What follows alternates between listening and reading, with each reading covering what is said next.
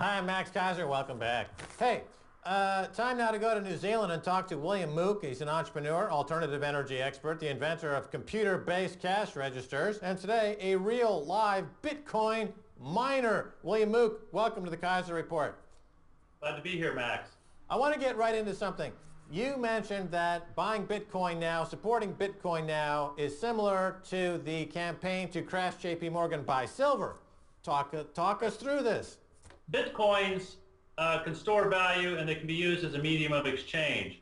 But with the appropriate adaptation of software, they can be used to make promises. That is, you can have a promise of a Bitcoin in the future and not require any banking system at all. It could just be totally distributed.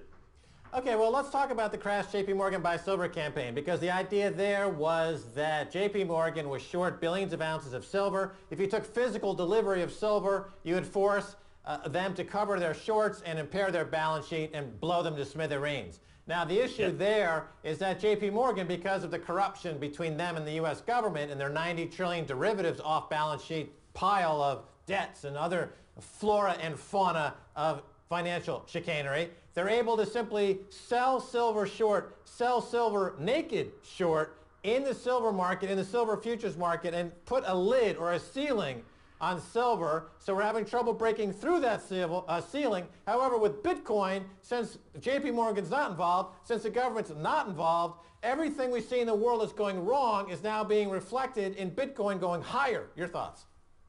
Yes, well, as soon as the 2.5% of the demand deposits on the bank go into Bitcoins, the Bitcoins will inflate in value to about $7.2 trillion, which is equal to all the currency in existence. And then at that point, because of the ease of mobility of those currencies, of the Bitcoin currency, it'll be preferred over the others.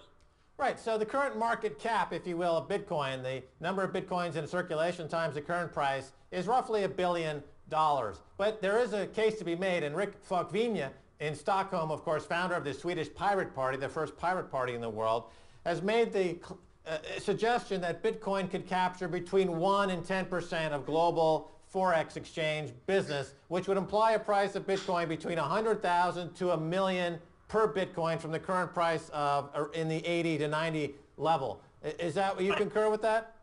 Well, I think it's around 700,000, and that equals the amount of money in circulation, and that's basically where it'll be. It'll only take 2.5% of the demand deposits in the world, and so I think people with looking at Cyprus and looking at other things that are happening around the world will look at this as an insurance policy to put 2.5% in Bitcoin, and basically the fiat currency can go the way of the dodo bird.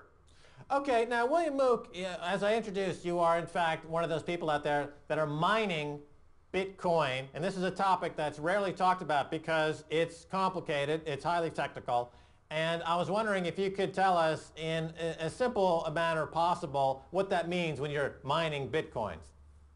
Well, what we're doing is we're doing proof of work, and by doing that proof of work, we're actually helping keep the tables, the block ID tables up to speed. But you're primarily looking for special kinds of numbers that have the kind of properties that Satoshi Nakamoto says you need to have in order to have the same properties of currency. So it uses cryptography to secure, to make things counterfeit proof.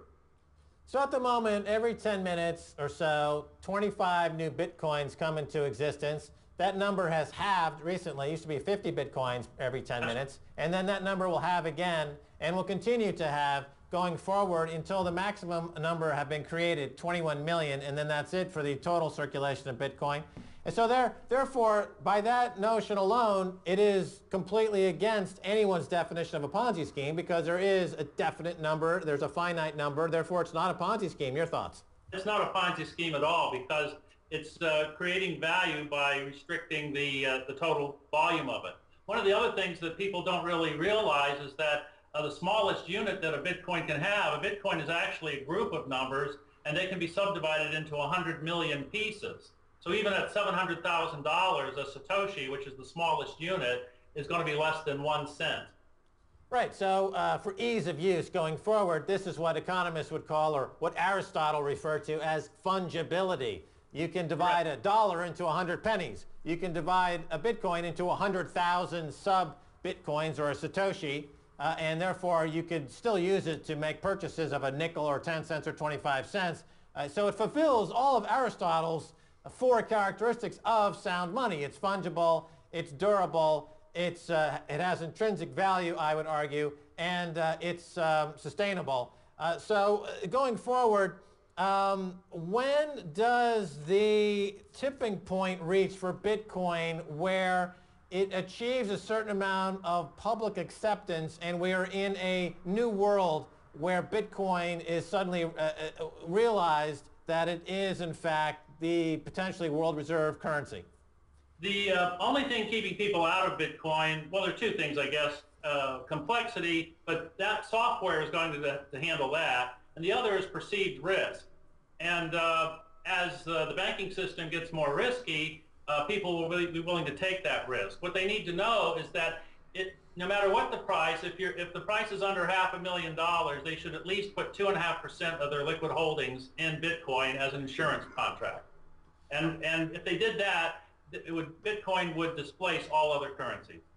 Now, William Mook, the implications for Bitcoin geopolitically are quite astounding because, for example, we have countries in the world today that are being subjected to economic blockades. But going forward, using Bitcoin to bypass geopolitical blockades, doesn't this completely change the map geopolitically going forward?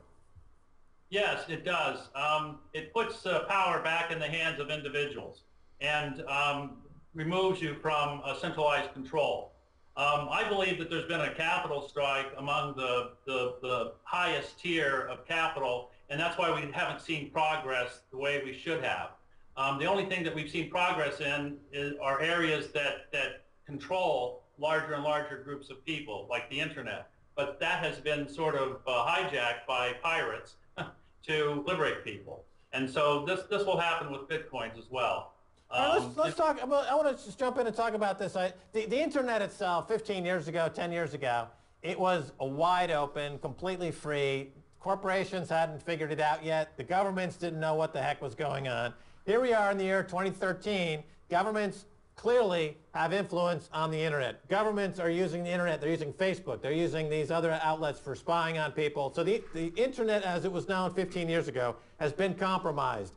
My question is there still enough of the internet alive and free today to get us through this harsh penalty of government occupation by financial terrorists, to get us through to the other side? Is there enough of this internet still available on the free bandwidth to support this Bitcoin going forward? Are we going to make it, William Mook, to the promised land of a free society with a free currency? Your thoughts? I realize it's a bit of a philosophical question, but if you have any thoughts. There's a development arc in any technology, and the technocrats or the technologists sort of perceive this. But the arc is internet protocol, but then it evolves down into what's known as meshnet, where you don't need central switches. You have enough capacity in each handset or each laptop to link with nearest neighbors, and enough bandwidth between neighbors and enough computing capacity to pass messages back and forth without any central control at all. So the internet is still under technical development and will continue to be under technical development for the next 10 years. And it will make central control, no matter what they try to do, totally obsolete. On the other side, we have finance. Bitcoin is the opening shot, but it's not the final word by a long shot. And there are technologies. I've been working on a few of those.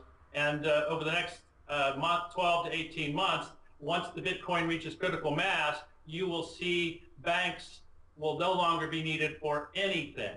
And then the third level is self-replicating machine systems or 3D printers. That will continue to grow, and over the next 24 to 36 months, it will make all major centralized factories obsolete. And so people will be able to share information and build things, and at that point, we'll be able to break through the logjam, with energy and the scarcity, the artificial scarcity that's